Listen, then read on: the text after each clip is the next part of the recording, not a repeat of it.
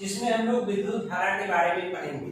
हम लोग देखेंगे कि विद्युत धारा किसे कहते हैं। तो आइए हम लोग विद्युत धारा के बारे में जानते हैं, जिसको हम लोग इलेक्ट्रिक करंट कहते हैं। आप लोग छोटे कक्षाओं में जैसे 6, 7, 8 में पढ़े होंगे कि विद्युत धारा किसे कहते हैं। तो आवेश के प्रवाह दर को हम लोग क्या कहते हैं, विद्युत धारा कहते हैं। लेकिन हम लोग कक्षा 12 में ऐसे छोटे डेफिनेशन से काम नहीं चलेगा, तो हम लोग एक अलग प्रकार के डेफिनेशन देखते हैं जो आपको आसानी से समझ में आए। तो आइए अब हम लोग विद्युत धारा का डेफिनेशन देखते हैं। इससे पहले हम लोग आपको बता चुके हैं कि पढ़ चुके हैं आवेश प्रवाह की दर को क्या कहते हैं। आवेश प्रवाह की दर को विद्युत धारा कहते हैं।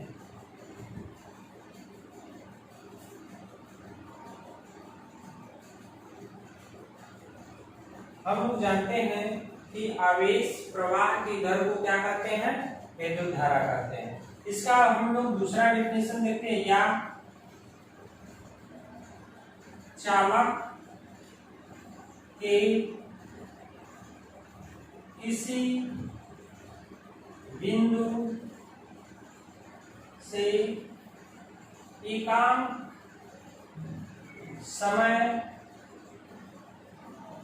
समय यानी 1 सेकेंड में गुजरने वाले आवेश को विद्युत धारा कहते हैं।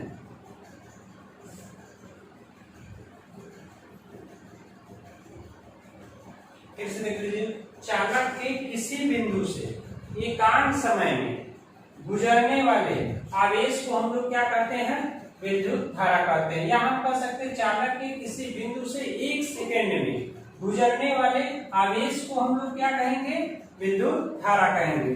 जैसे सपोज दैट, मान लीजिए यहाँ पर आपका क्या है, एक चालक है और इस चालक में यहाँ से क्या हो रहा है, आवेश प्रवाहित हो रहा है। और कितने सेकेंड में, 1 सेकेंड में। 1 सेकेंड में क्या यहाँ पर प्रवाहित हो रहा है, आवेश। यह कोई चालक है, इस चालक में यह एक प्रकार का बिंदु है, यानी किसी बिंदु से एकांक समय यानी 1 सेकेंड में गुजरने वाले हम लोग आवेश को क्या बोलेंगे, विद्युत धारा बोलेंगे। क्या बोलेंगे, विद्युत धारा। जैसे मान लीजिए हमने कहा कि 5 सेकेंड में 20 कूलम आवेश प्रवाहित होता है। कितने कूलम आवेश प्रवाहित होता है, 20 कूलम आवेश प्रवाहित होता है। तो 1 सेकेंड में कितना प्रवाहित होगा, तो 1 सेकेंड में हम लोग क्या करेंगे, तो 20 बटे कितना लिख देंगे, 5 लिख देंगे। तो इसको काट देंगे 5 जोड़ के 20, तो कितने सेकेंड में, 4 सेकेंड में। यानी ये कितने, 4। यानी हम यहाँ पर हम लोग क्या कर सकते, 1 सेकेंड का निकाले हैं, तो 1 सेकेंड में कितना आया, 4। यानी यह 4 आपका एम्पियर। इसको हम लोग धारा को जो पात्रक लिखते हैं वो क्या लिखते हैं, एम्पियर। यानी इसमें कितना प्रवाहित होगा, 4 एम्पियर। इसी को हम लोग क्या बोलेंगे, विद्युत धारा बोलेंगे। क्या बोलेंगे, विद्युत धारा। यानी 1 सेकेंड में क्या हो रहा है, 1 सेकेंड में आवेश प्रवाहित हो रहा है, उसी को हम लोग क्या बोलेंगे, विद्युत धारा बोलेंगे। एक बार फिर से देख लीजिए डेफिनेशन को। मैंने बताया चालक के किसी बिंदु से एकांक समय में 1 सेकेंड में गुजरने वाले आवेश को विद्युत धारा कहते हैं। आप लोग को समझ में नहीं आ रहा होगा कि चालक किसे करते हैं, तो आप बता देते हैं कि चालक किसे करते हैं। चालक क्या होता है, ऐसा पदार्थ जिसमें इलेक्ट्रॉन और करंट, इलेक्ट्रॉन या करंट आसानी से प्रवाहित हो। कैसा प्रवाहित हो, आसानी से। मतलब ऐसा पदार्थ हो जिसमें इलेक्ट्रॉन और करंट क्या हो, आसानी से प्रवाहित होते हैं, तो ऐसे पदार्थ को हम लोग चालक कहते हैं। क्या कहते हैं, चालक कहते हैं। जैसे हम लोग एल्युमिनियम की बात करें, एल्युमिनियम, लोहा, तांबा, ये सब आपके क्या है, चालक। विद्युत के क्या है, चालक है। यानी यह इसके उदाहरण। अगर हम चालक की बात करें तो चालक को 3 वर्गों में वर्गीकृत किया जाता है। पहला जो आपका अगर बताया जाए तो ठोस चालक होता है ठोस चालक, दूसरा होता है तरल चालक, और तीसरा होता है आपका गैस चालक। ये 3 प्रकार के चालक आपके पाए जाते हैं। पहला ठोस चालक होता है, दूसरा तरल चालक होता है, और चौथा क्या होता है, गैस चालक होता है। अगर ठोस चालक की बात करें तो ठोस चालक में आपका लोहा आ जाएगा, एल्युमिनियम आ जाएगा, ये सब क्या है, ठोस चालक है। और तरल चालक की बात करें तो तरल चालक में हम लोग H2SO4 और हम लोग क्या कर सकते हैं, पारा।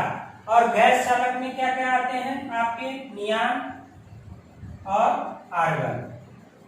ये क्या है आपके ठोस चालक है।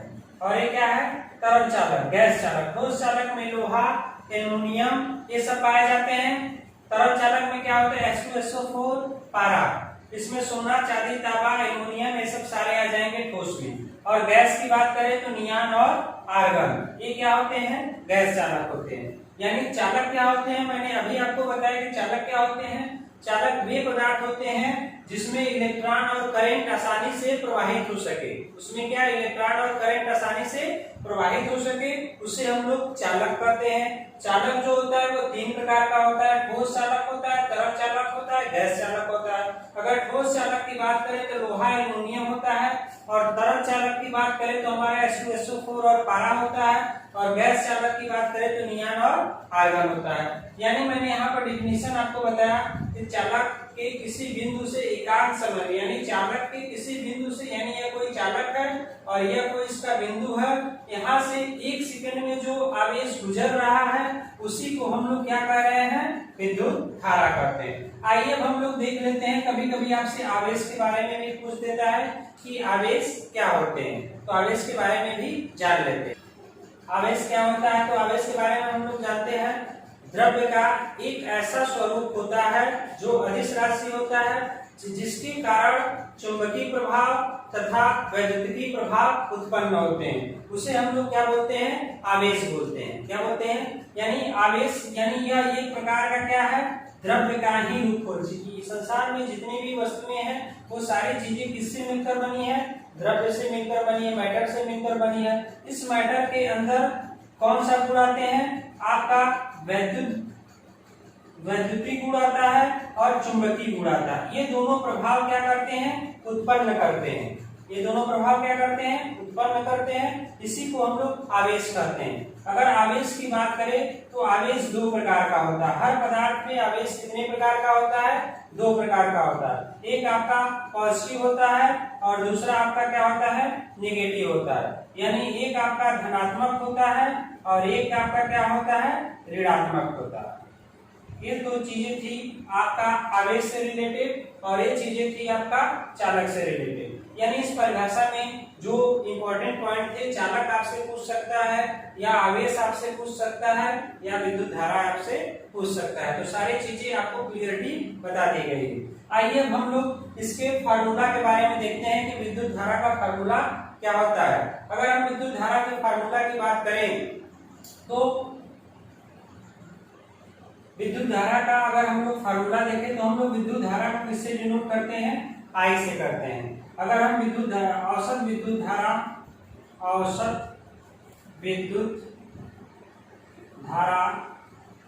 बराबर होता है आपका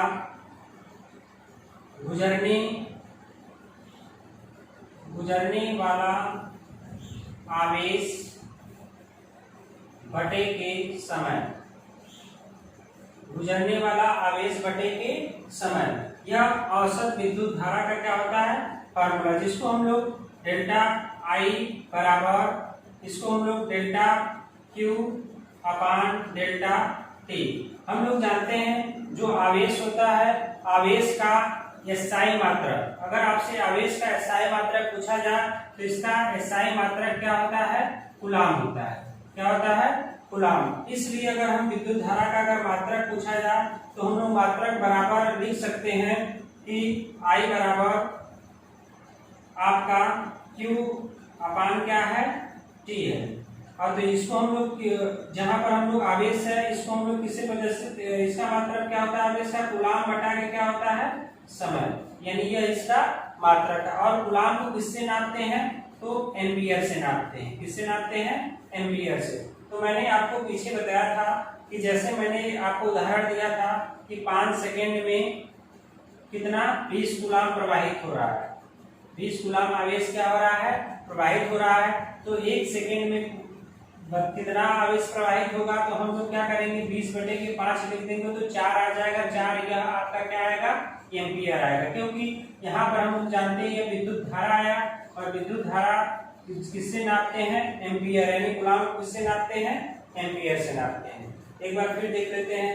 अब विद्युत जो औसत विद्युत धारा होता है इसका फार्मूला क्या होता है, गुजरने वाला आवेश बटे के समय, यानी हम कर सकते हैं डेल्टा आई बराबर डेल्टा क्यू अपान डेल्टा टी। क्यू को हम लोग क्या बोलते हैं, यह आपका आवेश है, आवेश का मात्रक क्या होता है, कूलाम होता है। तो कूलाम बटे के हम लोग क्या लिखेंगे, समय लिखेंगे। यानी हम कह सकते हैं कि विद्युत धारा बराबर आवेश बटे के क्या होता है, समय। अगर इसका मात्रक पूछा जाए तो मात्रक हम लोग क्या लिखेंगे, कूलाम, कूलाम बटे के सेकेंड।